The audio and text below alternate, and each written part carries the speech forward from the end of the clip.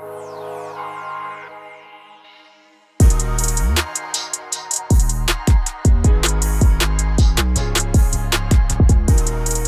Jordan. What's up, Michael? I'm in a great mood. What's happening? Sale is live and it's ending soon. Very soon. Probably by the time you're hearing this, you might have like a day, 2 days? We'll say, a few days.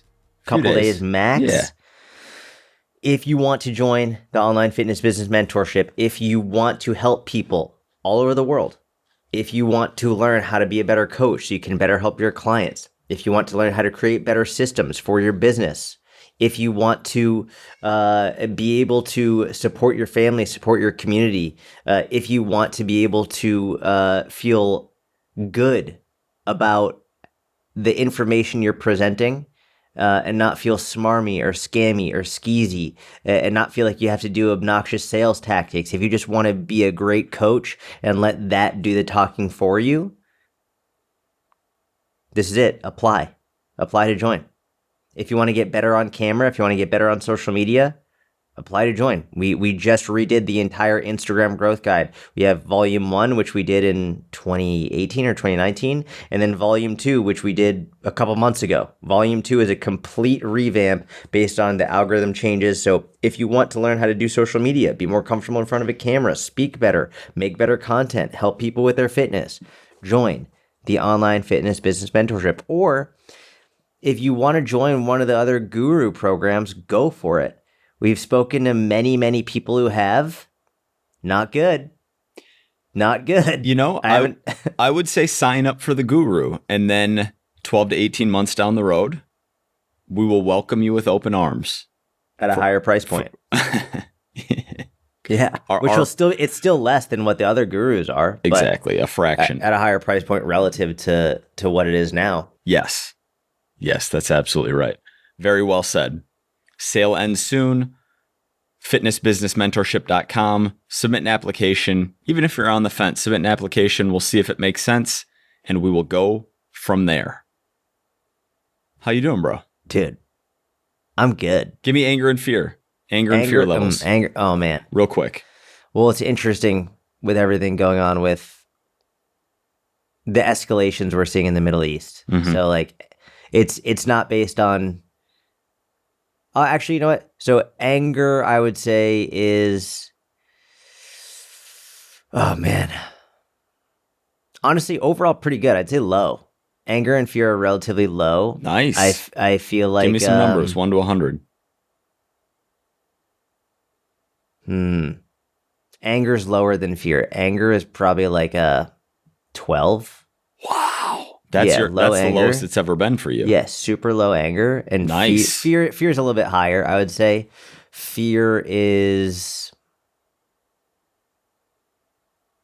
probably in the 80s, realistically. Okay. Just like, family in Israel and all that. Like, just it's a little bit intense. And things are escalating, but very optimistic. Good. Where your fear and anger at? Anger's at a 1 and fear's at a 2. Wow. So fear is higher than your anger. That's what, on a scale of 1 to 100, that's what you took from that. It's actually double. Your fear is double your anger if we're going to manipulate the stats. That's not even manipulating. That's just, those are the stats. What's your caffeine intake like? Pretty low. Wow. Yeah. I, for the first couple weeks of dad life, it was high, and high caffeine for me just leads to bad things. And so, I've gone on this diatribe a million times, but hammering the pleasure side of the pleasure-pain balance too hard for too long puts you in a pain deficit. So trying to avoid, and caffeine is a pleasure, it is dopaminergic. And so I do best, and there's huge individuality here and personal preference. Some people do amazing on more caffeine than the American Heart Association recommends, like 400, 500, 600 milligrams a day, and somehow sleep 7-8 hours and seem to be doing really well. I'm doing like half a cup of coffee on non-lifting days. And on lifting days, I'm doing like 4 sips of coffee and 1 scoop of pre-workout has been my thing lately. Wow. So like What's 100 MIGs on training or on a rest day and 200 MIGs on lifting day. what's average? I know it's super volatile, but like average night of sleep been like since baby's been born? Generally, how many hours of sleep are you getting average? You're looking for the median or the mean? We'll go the mean. Probably. How many hours of sleep in a 24-hour window? No, I mean like at night, not in a 24-hour window. I mean specifically in that nocturnal aspect. Got it. You know what So I mean? between like Not nocturnal. That's the completely wrong word. That is No, not the what I night. meant at all. I know Just what at you meant. night. Between like 10 and 7, 10 and 8. Oh, I think you meant between 10 and 7 hours. Yeah, from like 10 p.m. to 8 a.m. Probably 6. Okay, it's not bad. No, it's not bad, and I can't complain at all. I'm going to vary so slightly, which is I do need more sleep, I think, than the average person. Feel soft saying that. I don't love sleep. I hate being sleep deprived. I hate having my hunger cues all jacked up. I hate having like, you know what? Honestly, I think I'm just more self-aware than most people. I think most people suffer from lack of sleep. They just don't realize it and put a Band-Aid on it with, you know, substances or food, or pick your compensatory action for not getting enough sleep or not getting good sleep. But yeah, that makes sense. yeah, dead life's good. Dead life's good. I actually wanted to talk to you about, because I think it would make for an interesting episode, what is going on. And we're not going to talk numbers, obviously, but just strategy and like high level, and it's related to business. What's going on in your personal finance world in terms of like... Is that a joke? No, it's honestly, dude, you and I spoke like an hour and a half ago, and I was like, what should we pod about today? And you're like, Iran? And I was like, no. And you're like, that's what I got right now. And then, so after we were done talking, I was like, what should we pod about today? And I was looking through a bunch of questions, and personal finance was something that I either saw or popped into my head and I thought would be interesting. All right, do you want to do both of our personal finances situation or just mine? Just yours. I mean, of course. Yeah, I'm happy to. I I can do mine real quick though. Yours is more interesting. Why is mine more interesting? Because you're just a beast. You're out there grinding. I can't even promise that we're gonna publish any of this, but let's give it a shot and we'll see how it goes. We can keep it, I mean, very vague. And yes, we can talk mine too. I'm talking more like, are you still doing your monthly dollar cost averaging? Like you and I haven't even spoken about this off pod, which is why I'm kind of interested. Yeah. Yeah, let's do it. Cool. So are you still DCAing into the market every month? Yeah. So for those who don't know, and basically all of my strategy I've learned from Michael. So it's not the DCA is little Dave Ramsey in the mix there. You were getting some Dave Ramsey content common at one sense point. stuff. That's not even like investment stuff. That's just like your greatest asset is your income. Don't spend it on stupid shit. That's like the ultimate Dave Ramsey line. Pretty good. That like, like my wife and I will like watch Dave Ramsey clips together, and like that's our favorite one when he just comes up and he'll just lose his shit at someone, just be like, how many times do I have to say your greatest asset is your income? If you don't have your income, someone else has it. Stop spending your fucking... Yeah, he's right. So dollar cost average is like take a certain amount every month and put it into the market, right? So I've been doing that for years. And the amount has changed 6-7 years maybe. Yeah, probably around there. Mm-hmm. Which is an incredible blessing, because it's like the time goes by anyway, and it's like watching it compound and grow is just like, oh my gosh, this is what they mean when they say make your money work for you. Mm-hmm. It's extraordinary. What do you mean it's a blessing? It's a blessing that I've had people like you in my life to be able to tell me this is what you should do. Thank you. Because I wouldn't have done that otherwise. And then these are things where it's like, if we're going to talk about where our tax dollars should be spent, our tax dollars should be spent hang on hang on. This is incredible, by the way. I'm like, hey, let's talk about personal finance. I want to hear about your personal finances. We're like halfway into question 1. You're like, if we want to talk about how the government should be allocating tax dollars here, let me get political with you. But this is one of those things where it's like, most people don't know this stuff. Even people who are educated in other fields, it's like, we should be spending tax dollars on either potential education, so people know like the options they have for investments and why it makes sense, and like giving adult education for free. And I don't know, it does sort of this would infringe on someone's freedom, but like making it ridiculously easy. I was going to say almost force people to invest a certain amount to dollar cost average.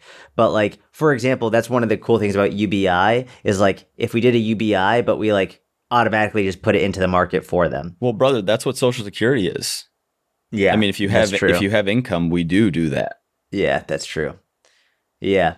I wish. But on the education side, you're absolutely right. And I don't think it costs anything from the government. It's just a little reorg of curriculum, right? Like I think high school is the perfect time for it.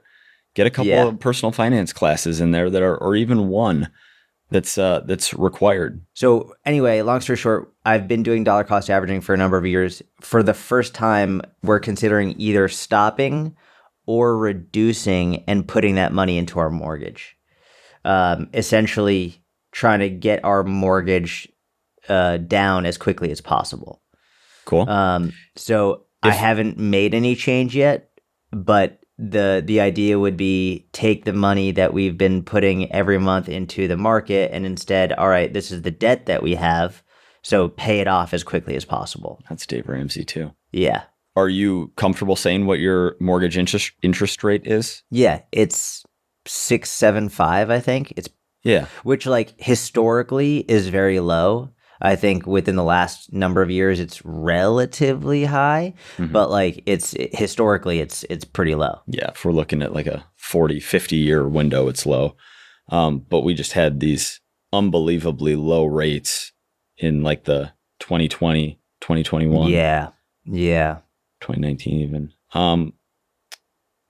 That makes a lot of sense, right? You have this debt for your house. You're paying almost 7% on. Markets have been super hot. And so it's like by paying down your house, you're getting a guaranteed 7% essentially. Yeah, exactly. Exactly. So, and the sooner, I mean, granted, you'll always have to pay property tax, but the sooner I don't have to pay a mortgage, the better. Yeah, absolutely. Cool. I like that a lot. There's also, we don't need to get too into the weeds on that, but. Do you DCA? Are you DCA or no? I DCA. I really wish I have a few investment platforms that I use and none of them have, like auto. Auto really? not into the funds that I want to DCA into. So I do it, but not as strict and consistent as I should. Right? Because no one can really time the market. We shouldn't be sitting there being like, okay, the market's really good right now. I'm not going to buy anything. But now the market's really low. I'm going to buy a whole bunch. Just, that's where you smooth that out by just putting the same amount in every single month. I still try to like time the market a little bit. Yeah, the gambler. It's like, oh, this tariff news hit a couple months back. It's like, all right, I'm going to put in much more than I normally would in a given month, that kind of thing. That makes sense. It's sort of like, it's like day trading. Yeah. A little bit where it's like, all right, I'm just going to. Is it going up or down? Yeah. But whereas day traders are buying and selling in the short term, I'm still just picking my entry point, and what I'm buying isn't getting touched, for 20, 30, 40 years is the game plan. When do you think you'd touch it? Is it 65 or is that when that happens? So with certain funds, so any personal trainers listening, anyone who is self-employed and has their own business, you obviously don't have a 401k with your, Johnny Johnson Fitness LLC. But what you can have is what's called a self-employed person fund. Is that what it stands for? SEP. And when you are investing in an SEP retirement fund, you can't withdraw until a certain age, or else you are penalized like 10%. I want to say that one's 59 and a half. What you and I are discussing, which is dollar cost average just into an investment account that's not a formal retirement account, you could sell at any time without any penalties. I really don't know my long-term, I guess right now, gun to my head, to answer that question, I would say I'll start selling investments when my net worth has peaked and I don't need to earn anymore. So we're talking decades in the future. And I want to live off of the returns from my investments. So that's when I would start slowly selling. That makes sense. Yeah. What else financially? Are there any other financial questions? Oh, what did you say to me the other day on the phone? You said something to the effect of like your spending is kind of where you want it, and your like monthly spend won't go up. Oh, was that yesterday? Yeah, I think we were talking about yesterday where it was like,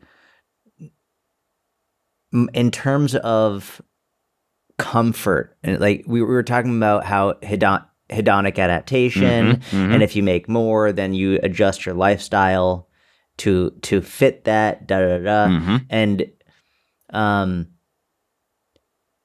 I'm very, very comfortable in terms of my lifestyle, where it's like, even if, let's say I got a crazy deal with, I don't know, Netflix, some kind of crazy deal. Let's say I won the lottery. Win the lottery, you get $100 million. I don't foresee being like, hey, we need to move houses into a bigger house, better car. We need to have more land. We need more. Like it's what we have now is like the ultimate of what I ever could have imagined, and I don't think I don't think there would be any part of me or my wife where it was like, we need more. Like, this is that we're good. We just don't need more stuff. Yeah. It's like this. I think we're in a really great place where it's like, regardless of what happened money wise, the only place we can go is down, realistically. Like, that would be it. It'd be like if we need to watch our expenses more, if we need to downsize, like, we wouldn't increase. We would just decrease. That would be it. So I don't foresee expenses going up or anything like that, outside of like if they value our property higher and so our property taxes go up. Yeah. But like no like not within your control. Willful in control expenses. Yeah. Yeah. That makes sense. And that's just if expenses stay the same and your income increases in the years to come, then you're just saving more money faster, which is creating future freedom and future comfort and future options for yourself. It's great. Do you think that has having a kid been more expensive than you expected? I have such confirmation bias around like a lot of my random beliefs, or especially things I haven't thought a lot about, or things that are new to me. I remember seeing a piece of content a few weeks before my daughter was born to the effect of, kids are not expensive whatsoever. It's just that modern society makes them that way, which is true in a lot of ways. You see a lot of these like grayish TikTok mom, like, need to have the top of the line whether it's like the best stroller, the best outfits, the best crib, the toys, the mural, if you look at the absolute essentials of what a child needs versus what the average let's just say the average stay-at-home mom in America picks out for her kid, like, there's a huge delta between those two numbers. Yeah, and in America is the key phrase there. In America versus other countries where they don't have access to that stuff, or it's like they have way more prevalent issues to deal with, as opposed to being like, what color shades should I get for the bedroom? Da da da da da. Yeah, correct. Yeah, and I just know it better, and there's almost a cultural element to it too, not just the abundance that we have here, because there are a lot of countries in the world at this point in 2025 that have abundance, but the consumerism mentality of the U.S. maybe compared to some other countries. What was the question? Is she more or less expensive than I thought? Yeah. I think on par. It's funny what you were saying about it doesn't have to be that expensive. It's actually the exact same discussion around fitness and health, right? And we were talking about that earlier, where it's some of like the most jacked and strong and fit people, like they work out in public playgrounds. Yep. Like those were some of my favorite videos in high school of these just dudes just doing chin-ups and muscle-ups and stuff at public playgrounds, push-ups.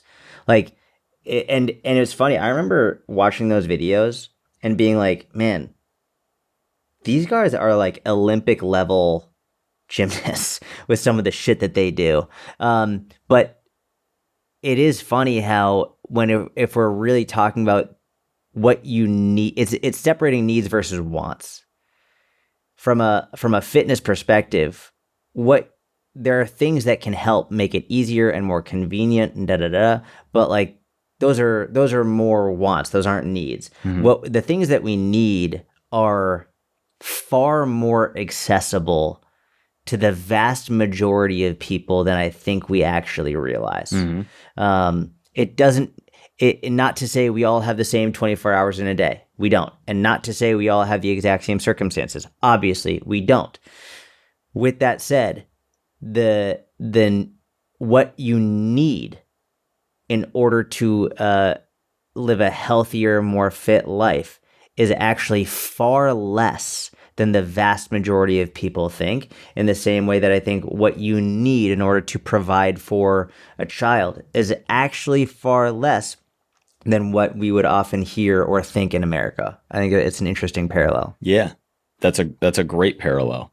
I'm also very fortunate in having, some hand-me-downs on random things, and family and friends who gave us gifts or gave our baby gifts. And so that was very helpful as well, obviously. Of course. Yeah.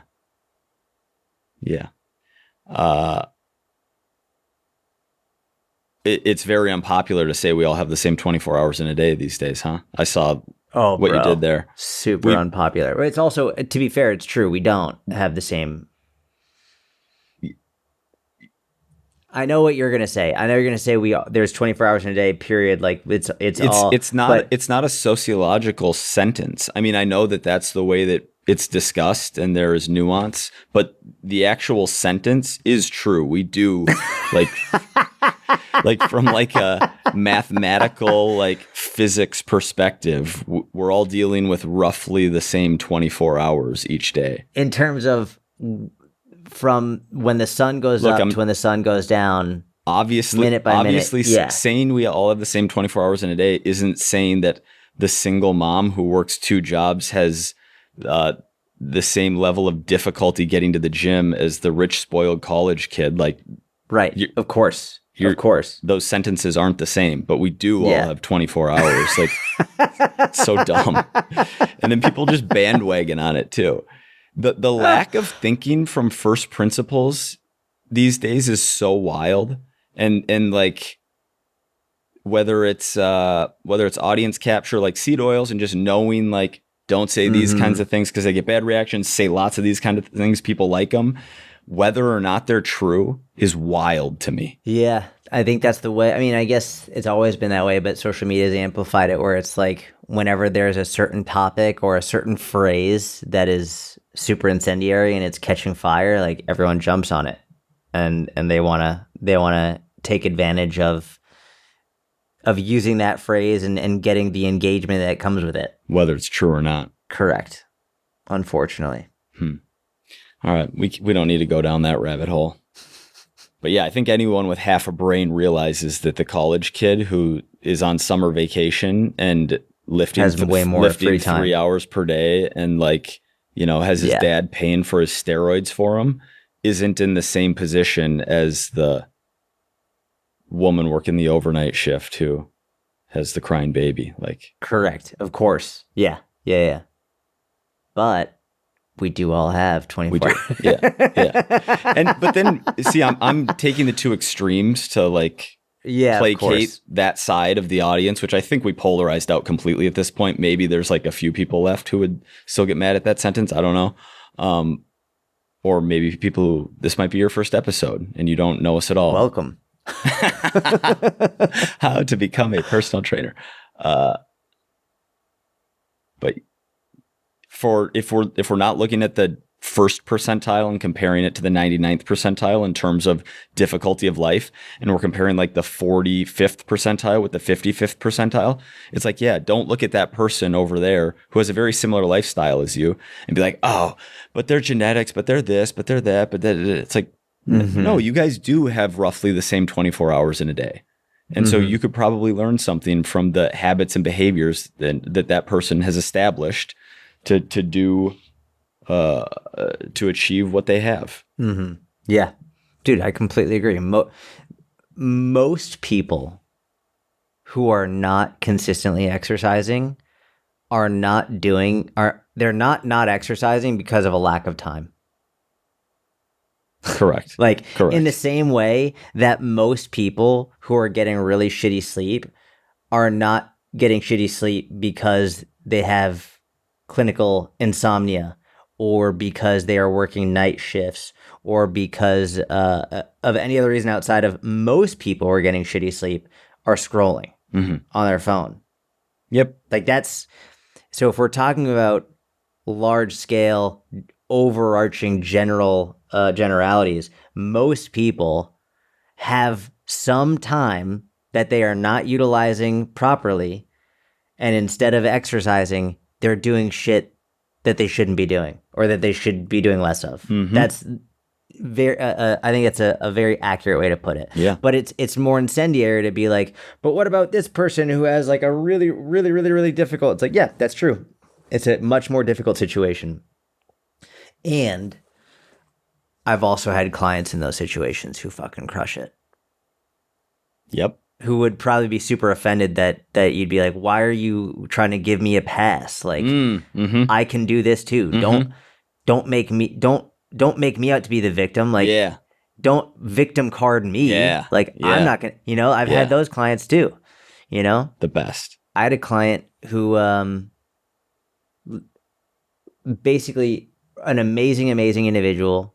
I offered to give this one-on-one client a discount, and this client said because they were so easy to work with and they worked so hard, and they were like, I'm not taking a fucking discount. They got a second job, which was a night shift as a janitor in order to pay for coaching. Wow. And got offended when I offered to give a discount.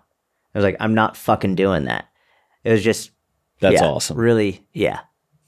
It speaks volumes about that person's character. And funny that other people want to use them to justify their worldview. And it comes from a good place. Like they're trying to be super empathetic, but the empathy there's an interesting line between empathy and enabling.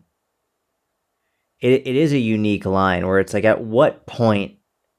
Because I think we have we've created two worlds. We have the personal responsibility world, and then we have the I don't know, societal worldview, right? It's either like your responsibility or it's what society is causing you to not be able to X, Y, and Z. Individualism reality, versus collectivism. Yeah, thank you. There's obviously nuance, and it's not just one or the other. They obviously both play a role in everything.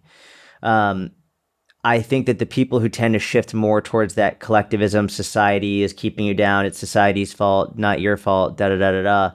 I think it's coming from a good place of empathy, and I feel like I want you to feel heard, and I want you to feel safe, but it's also one of those things where it's like, when does empathy turn into enabling? At what point are you giving them excuses and justifications to not do what they need to do? And what we see in drug addicts, for example, or people who, when they, at a certain point, you're like, hey, we're enabling them to continue to make these decisions. We're enabling them. We need to schedule an intervention. We need to make sure they get help. And at a certain point, they're like, you know what? Enough is enough. We've got to take a hard fucking stance. And I think that a lot of the people who think they're being empathetic are doing it from a good place, but they're going too far, and they're enabling people, and they're almost saying like, here's your victim card. Take this victim card and don't ever think about what you could do, because everything is out of your control. Everything is because the society is trying to keep you down. It's like, what if we had empathy, and with that empathy, we also instilled courage and determination and the ability to, and confidence to believe, like, no matter all of the shit that you are facing, there's still things you can do to improve. I feel like that's the best of both worlds. Is acknowledging the issues and giving them, helping them find their own self-confidence to fucking take care of what they need to do. Absolutely. Yeah. Could not have said it better myself. And I agree that a lot, if not most, of the people who are, let's just call it, like, on the way too much empathy side of things, are doing it for the right reasons and do have their heart in the right place. But I think some of them are just doing it because it gets more engagement on social media with their audience. I agree. I completely agree with that.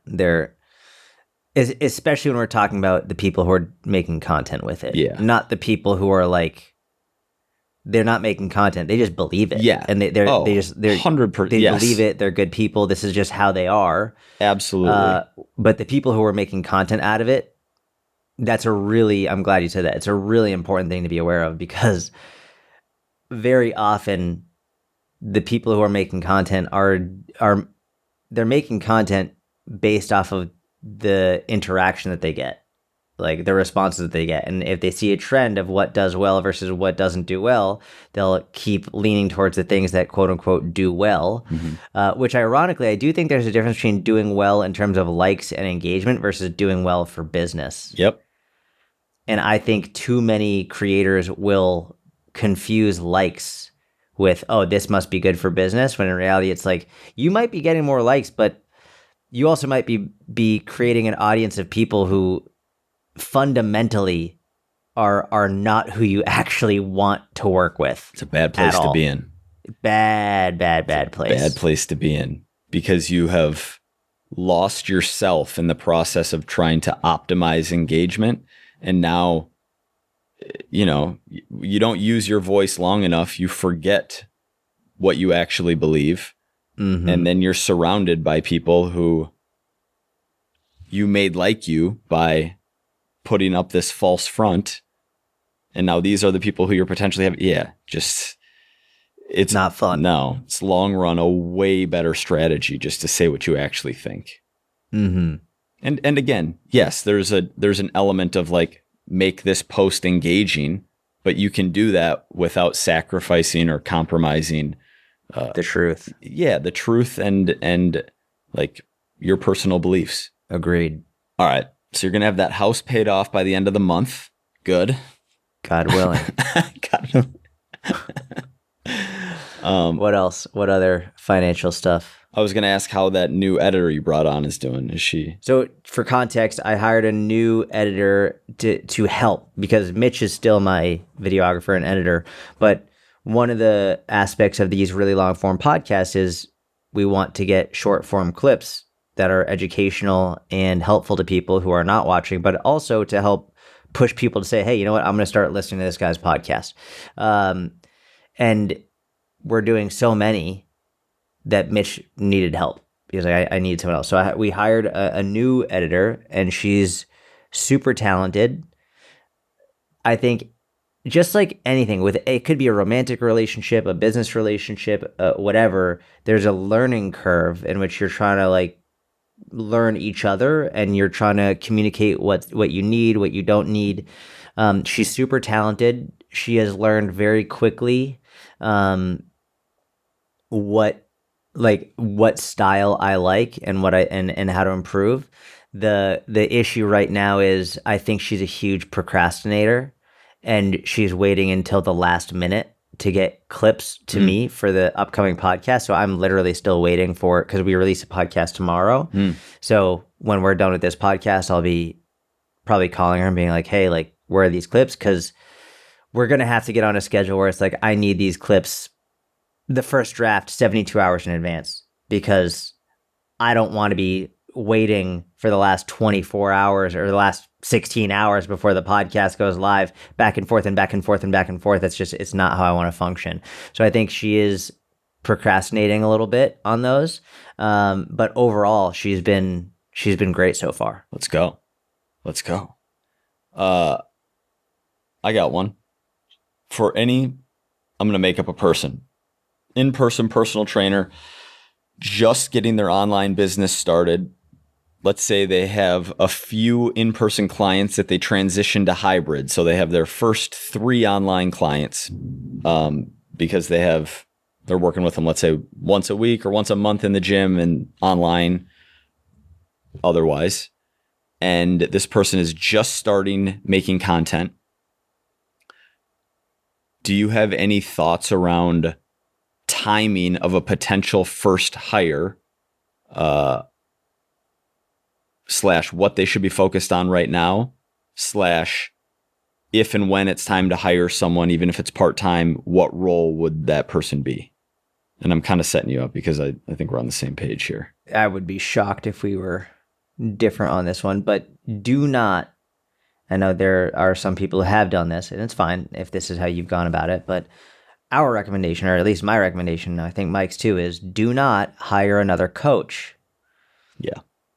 Do not hire another coach unless you want to start becoming a manager. If the business that you want to run is not a coach, if you don't want to coach people and you just want to manage coaches who are coaching people, great, start hiring coaches. And you better give them really good percentages so they don't want to leave.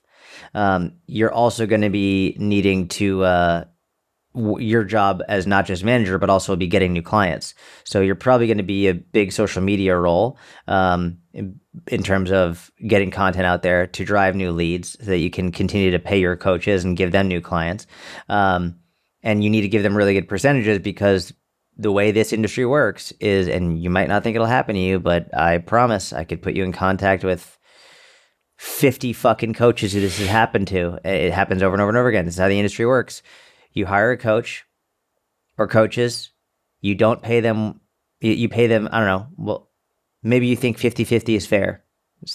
Should be higher. 50-50 is massive from what I've been seeing lately, by the way. Yeah, it's usually less than that. It's usually way less than that. I'm saying 50-50 is a lot for the assistant coach in this day. Yeah. Yeah. Yeah, that's what I'm saying. Yeah. But then that's why assistant coaches will leave. Because if they're getting 50%, after a certain point, maybe you give them 10, 15, 20, 30 clients.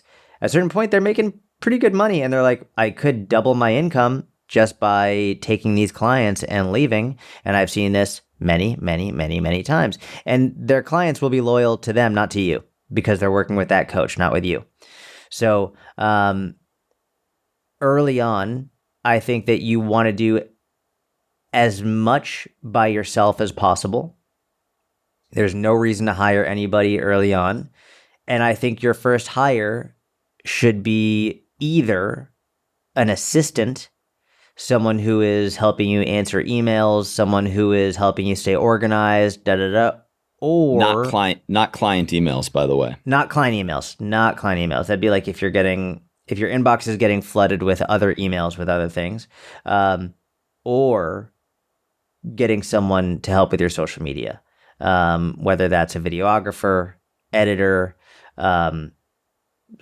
both. Usually they do the same thing, but getting someone to help you create better and more content for your social media would be, I think, the best first hire, realistically. You probably don't need an assistant early on. but Correct. getting someone to help you with social media content, organizing it for you, helping you come up with great ideas, helping you edit it. I mean, those are things that will allow you more freedom to help be a better coach for your clients, because now you're not spending even more time on social media. They're taking away all of that, and you have a better opportunity to create better content to help get more clients in the long run. So that, I think, would be the best first hire. Yeah, completely agree. Videographer, I wouldn't even you can train that person up, and if they have the skill set, they could be really helpful with idea generation and helping you make great content. But realistically, you're going to be driving that. Like, they're saving you time. Their skill set is around, making things look nice and putting them together much quicker than you can, so that you can be putting out more good content. If you have a lot of cash, hiring a videographer soon after you start making content could make sense. But for the overwhelming majority of coaches, you're going to be on your own for at least a year or two, and you should be, because you're going to learn more efficiently that way. And you're also going to have time. When you're first starting building your online business, you don't have a lot of online fitness clients, so you have more time to spend on the content side of things. So you can get in there and edit your own videos. You can get in there and time is your asset, essentially. Yeah. So we're on the same page there. I would, there've been a couple people we've seen succeed. Way more people fail, but we've seen a couple people succeed at hiring assistant coaches. And those are generally people who have a very big audience. Huge audience. Yep.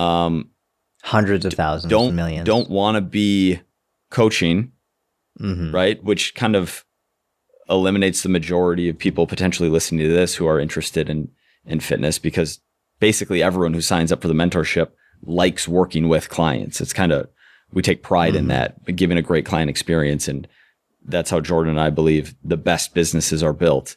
But someone who really enjoys making content, has a really big audience, and doesn't really want to be working with fitness clients, which is not a lot of people. Yeah, correct. Yeah. Yeah, I think a lot of the and sales is the other place we see it. Someone who's just like high ticket closer guru, like, I'm just gonna, whether they are getting new fitness clients by making great content or they're going the scammier route, that's another group that I've seen do it. Yeah. Yeah, I think in the same way, if you look at someone imagine taking all of your fitness advice from an Olympia competitor, right? Someone who's on steroids, shredded to bits, and when I say Olympia competitor, I mean like Olympia competitor who's like on stage, 5% body fat or less, their entire life is this. No average individual would be taking that advice. So they wouldn't be living like that. That's insane. I feel like what we're seeing with a lot of the fitness business advice is advice that's geared toward, it's from people with massive audiences that are like essentially they're giving advice that would work if you had a really, really huge, large audience, to people who have 300 followers. And I think that you can build a very successful business with 300 followers, but it's going to look very different than a business with someone that has 5 million followers. It's a completely different business model. Yeah. And I think that realistically, the 300 follower one is more enjoyable, more sustainable, you have more balance with it. But if you're the 300 follower person trying to model your business like someone who has 5 million followers, it's just completely different systems, in the same way that someone who's 300 pounds, 55% body fat, trying to do the exact same things as the Olympia competitor who's 5% body fat, it's like, what are you doing? It's completely different. Yeah. Great analogy. Spot on. Dude, I was talking to my daughter yesterday, and we were pretending to be driving a car. We were sitting in the playroom and she's like, here, come sit. We'll drive to school. I was like, okay, so we'll drive to school. So I was like, all right, you got to turn the car on. And I went to turn the car on and I did it by like turning the key. Mm-hmm. And she went to turn the car on and she just pushed the button. And I was That's like, awesome. oh man, that's so crazy. Yeah. That's so crazy. Like there was no key turn. It was just, no, we just pushed the button. Mm-hmm. Because that's how it is in your car, right? Yeah, of course. Yeah. Is that how your car Yeah. is? Button push? Yeah. Yeah. It's a new generation, same thing brother. with phones. They don't do this when they mimic talking on the phone. They Really? do this. Yeah. Yeah. It's really crazy. That's cute. Or this. Oh, like FaceTime? Yeah. Yeah. Yeah, man. There's so many things that each generation doesn't experience. Mm-hmm. But I feel like it's accelerated in the last, I don't know, 15 years. It's just the rate at which changes have happened it's been astronomical. Yeah, I agree. I feel like for our parents' generation, it was like, the stuff that they're wearing on TV, it's getting a little bit more revealing. It's like, oh, before it was like the dress was all the way down to the ankles. Oh my gosh, you can see the shins. And then like 20 years later, you can see their knees now. Oh my gosh. And they're dancing like that. That's crazy. And now it's just like, Yeah. Well, what else? it went from writing letters to people in the 90s to as close to teleporting to being with them as you possibly can. Yeah. The internet was massive. Yeah. Yeah. Mid 90s. Yeah. Things really took a hard turn. Our parents got color TV in their lifetime, I want to say. Yeah. Yeah. So, but again, when they were kids. It's a minor change relative to. Yeah. Did you ever see, have you ever seen the video of like when TV, like how different countries introduced color TV? Mm-mm. It's a really cool historical video where they took different countries and how they introduced color to their country. And so they started off with a broadcast with the TV announcers, the news anchors, whatever, in black and white. And then in the middle of the broadcast, they changed it and they went from black and white to color. And the best one was Australia, because they had this really funny show where they basically somehow they figured out how to do it from like top to bottom to go from black and white to color, slowly going down. It wasn't just like an instant shift. And the actors were like, oh my God, what's happening to me? And like you can see them changing into color as they go around. It was super, super cool. But it is, I think the least fun one was France. They were just like, and now we are in color. But it's it's crazy because that was a big deal. A pretty big difference from country to country. Huge differences culturally. Yeah. I didn't see the Russian one, but I would like to see the Russian one. No. Color. You've been doing impressions? No, not as much. Impressions, they just take more time. They take more time. Are the days of you just doing like a selfie video on your stories that doesn't do as well as text? Like, I remember you used to just go on there and like talk on your stories, and that's how we all did it.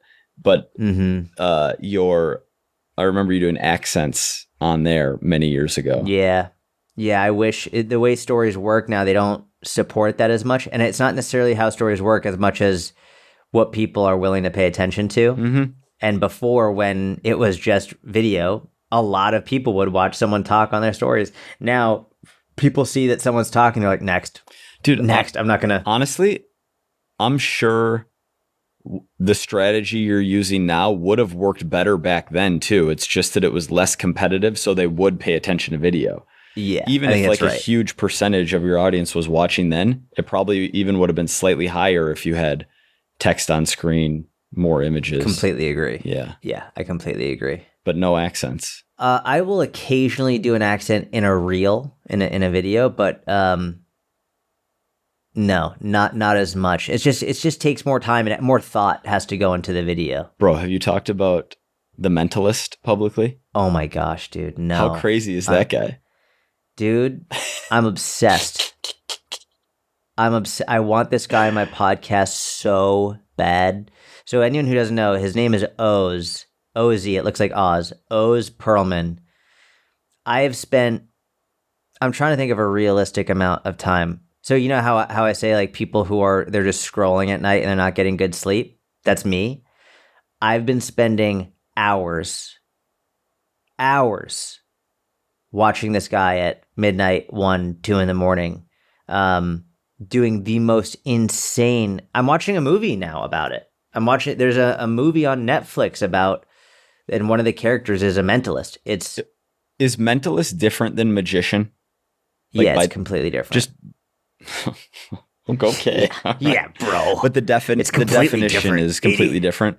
Mentalist isn't like a subset of magic. They're just different fields. Might be so Oz actually explained this. And I'm going to butcher it and I might get it wrong, but the way that magic works on deception, right? So it's almost like if a magician says, hey, all the magic is happening here, that's the first telltale sign. That's where they want you to look. So you don't see where their deception is happening, right? Mentalism isn't about deception. It's actually about comprehension. It's reading. It's more about trying to get a feel for what the person is doing. And a lot of people, it looks like mind reading. Is he really doing that though? Or is it magic and it's deception and he's just framing it as, that would be the ultimate I'm deception. really reading your face and I know your ATM pin because I'm reading your face. But realistically, he's got like a bunch of people at the post office on his payroll and he figured out that. Well, that wouldn't even be magic. Kind of. Did you see The Prestige? Yes, a long time ago. Yeah. It's not really magic, right? That's where he like clones himself and then the clone dies every time, right? Yeah. It's kind of just like a scam. Yeah. I listen, from what he said, and I'm about to try and become a full-on mentalist at this point.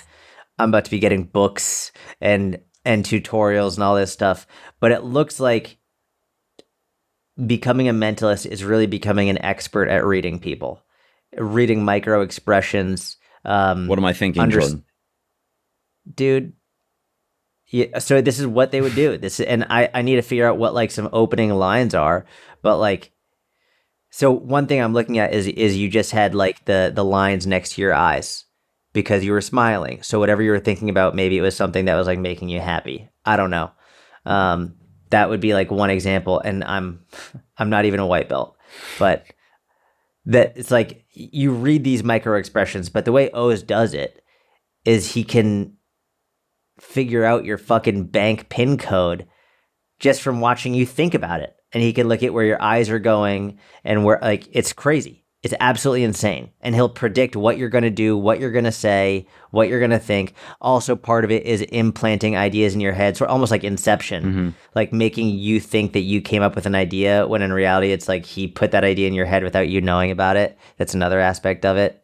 But the stuff he's done with pro sports teams, those clips have been insane. Unbelievable. With the Buffalo Bills and the Cincinnati Bengals, even the Jets. Did you watch the Aaron Rodgers one I sent you? Yeah. He's got the goldfish in his hand at the end of it. Dude, there's one of the most incredible ones. It's crazy to me when he'll be able to know exactly what you're thinking in terms of like a word or a phrase. He can figure out what word or phrase you're thinking that no one else would know. And so there was a guy who was a non-believer. He's like, this is bullshit. This isn't going to work on me. And he was like, all right, just think of a phrase that literally no one else could possibly know. Literally no one else could know this. There's something in your life, a word or phrase. And the guy was like, okay, I've got one. When I was like 9 years old, there was a phrase that me and my other 9-year-old buddies would say to each other all the time. There's no way you could know this. No one in this room knows this. And he was like, okay. And Oz looked at him and he goes, Bing Chow. Bro, the guy lost his he was like, there is no way you could have figured that out. No one could have known that. No one could have told you that. He's like, I haven't thought about this in like 20 years. It's unbelievable. It's unbelievable. He's got powers. Yeah. You lost it when I called him this guy, just YouTube Oz Perlman, you'll end up watching like 12 hours of this guy's content on YouTube. It's unbelievable. So how long until you're going to be on his level? I was thinking about this the other day when I was doing cardio. I don't think it's possible. Yeah. I think I too much time has gone on. I don't think I think he has some kind of predisposition for, like, there's a I could degree have of that talent. predisposition though. Maybe I've got that talent, but I just don't have the time. Could develop you know what I it. mean? I could develop it. Could develop that choke. Yeah. I just think it's a skill that would be out. I feel like the U.S. military would want to take this guy and be like, okay, you're gonna run interrogations now because you're gonna know when someone is lying and you're gonna tell us that they're lying, and then we're gonna. That's just like such an incredible skill. I mean, he has a wife. I think he has like 5 kids. Oh wow. I was like, Nice. I would I wouldn't want to be married to that guy. And like, never mind the fact that he's a dude and I have a wife, but like, I wouldn't want to be married to that guy. I feel like he could just always tell, like, if you're hiding something. I don't know, man. That might be the perfect person to marry. Would it? Yeah. I don't know. It'd be like a real trial by fire of being like a stand-up individual. Be very yeah. I mean, would you want that power? Would you want the powers of no, I don't crave that. You wouldn't want that? You wouldn't want to know, like, I don't think his power is what you think it is. What? All right. Well, what do you think I think it is? I think you think that he picks up on micro expressions and knows things based on that. Oh, what do you think it is? I think he's a very good magician, but I also think he's doing a lot of funny business. You think he's like paying people behind the scenes to get this information? Not necessarily. No, that's not what I meant by it. But like, I think maybe he's planned out 5 different scenarios. So, for example, if someone says, I want to take my kid, he'll think of like the 5 most common answers to something and have something planted for each of them. And then when he hits it, oh, you want to take your kids to Disney World? Cut the football cake open. It's Mickey Mouse right there because you said Disney World. But maybe he has a t-shirt on underneath his sweatshirt that like says something else on it. And he would have lifted that up if he got a different answer. I think he's... But how did he get that cake football when they were all playing with a real fucking football? Dude, I don't know. It freaks me out. I honestly, like, I maybe would have been one of the people who wanted to burn the witches because, like, it freaks me out. Like, but I don't think any of those witches were anywhere near this level. That's true. They weren't actually witches, right? You were telling me this because you're from the area. I wasn't well versed on the Salem witch trials. Yeah, they weren't real witches. They were just accused. Well, that's awful then. However, yeah, this guy freaks me out. I just wouldn't want to be around him. My spidey senses go up. I get a bad feeling in my gut. That's why I said I wouldn't want to be married to him. Oh, I thought it was because then you'd have to be honest all the time. No.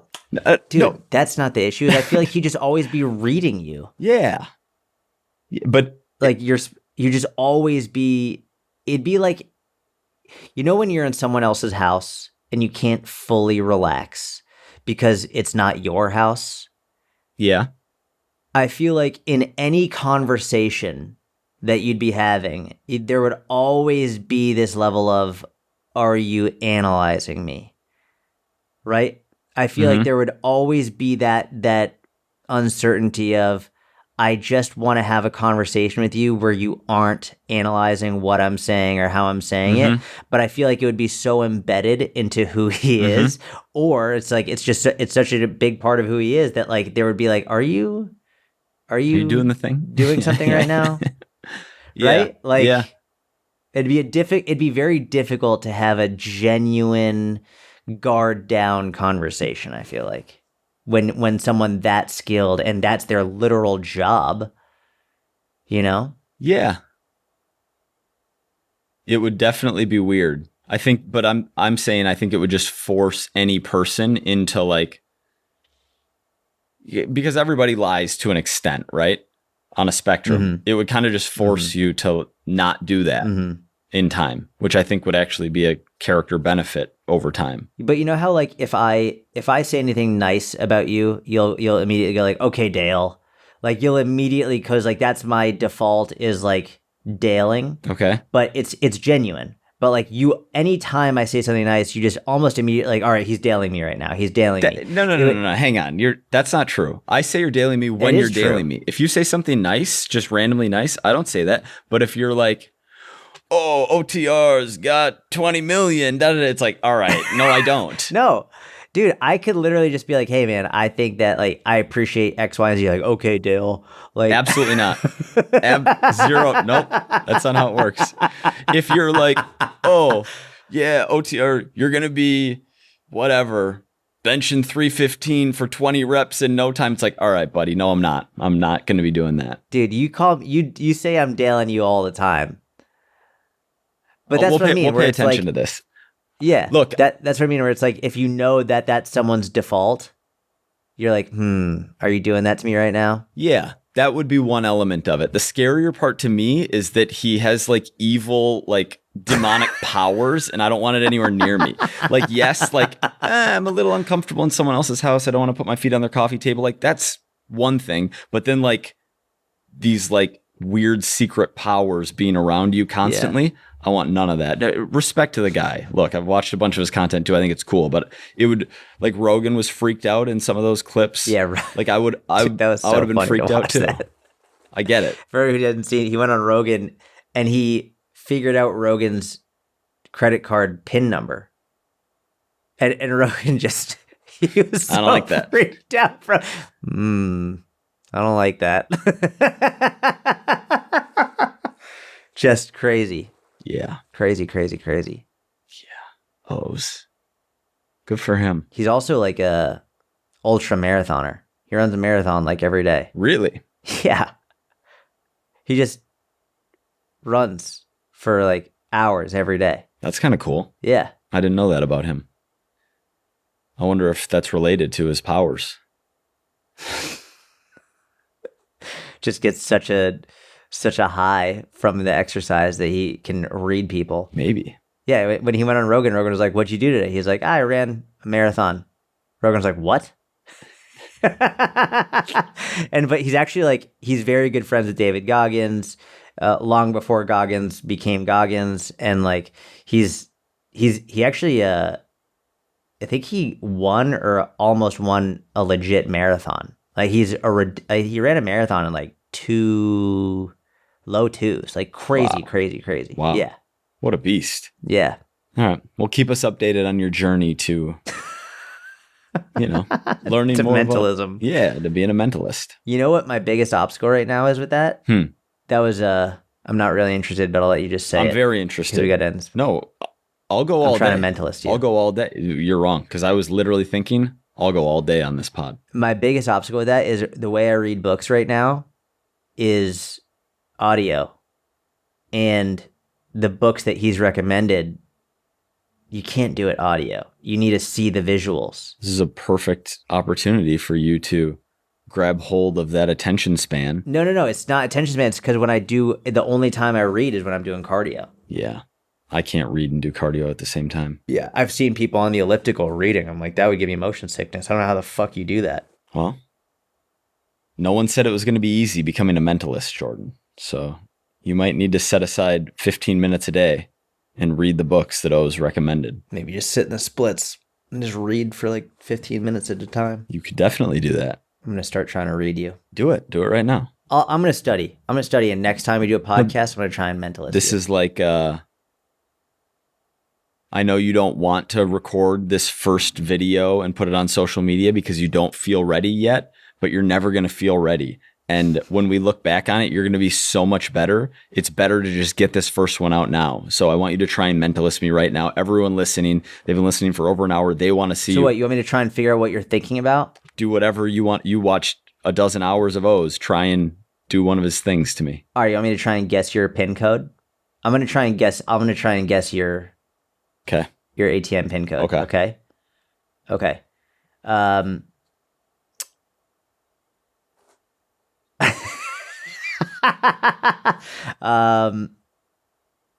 It's four numbers? All PIN codes are 4 numbers. I'm off to a win. Okay, cool. Off to 4. All right, I made you a little uncomfortable. You can see you shaking it off right there. I can tell by the way Yep, looking out in the distance. Shake All right, it off. pursed lips. Shake it off. Oh, did you do that on purpose? Are you setting me up for the musician? Smart. Is there? I feel like there's a in there. Yeah, there is. Uh-huh. Yeah. Okay. It's not. It's not the first number. We're gonna have to bleep out the number that you're saying because I'm Okay, giving you got it. confirmation on things. Yeah. There's. There's only 10 numbers, and so no. Yeah, but there is. There's not. Oh, there's not. Mm. Okay, interesting. Got it. Okay.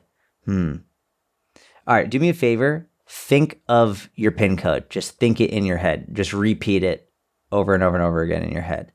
Does O's do this? No, I'm trying my own strategy Okay. here. 1, 2, 3, 4, 5, 6. Oh, there's a interesting. 1, 2, 3, 4, 5, 6, 7, 8, 9, 10. 1, 2, 3, 4, 5, 6, 7, 8. There's a as well. Okay. You're not on it, but you got the one number. All right. I got work to do. What were you looking for? Like dilation of pupils or like? Dude, I have no idea what I was looking for. Honestly, you didn't do I was bad. trying to look at The first number you said was in there, and you had me on my heels a little bit. All right, let's go. All right, my turn. Are you going to guess my PIN code? No, I'm going to tell you some other stuff about yourself. Okay.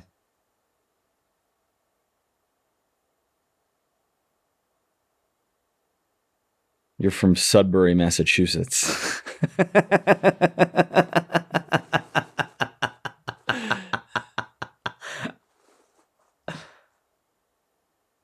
I'm just thinking, do you want to know my strategy?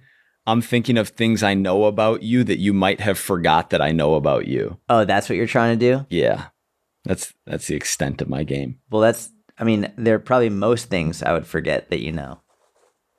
The only reason I know Sudbury is because you always used to call it Sudsbury. Yeah, I was like 50-50 there, and I went with Sudbury for some reason.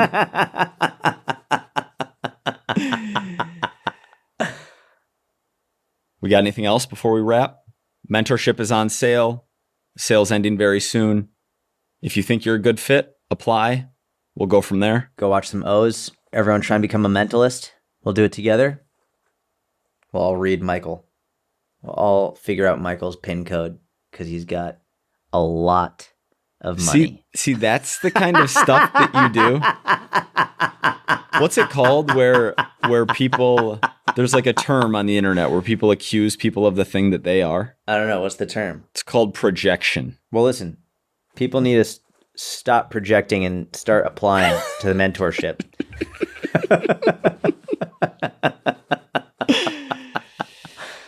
That's it. How to become a personal trainer. We'll be back next week. Have a great week. We'll talk to you soon. See ya.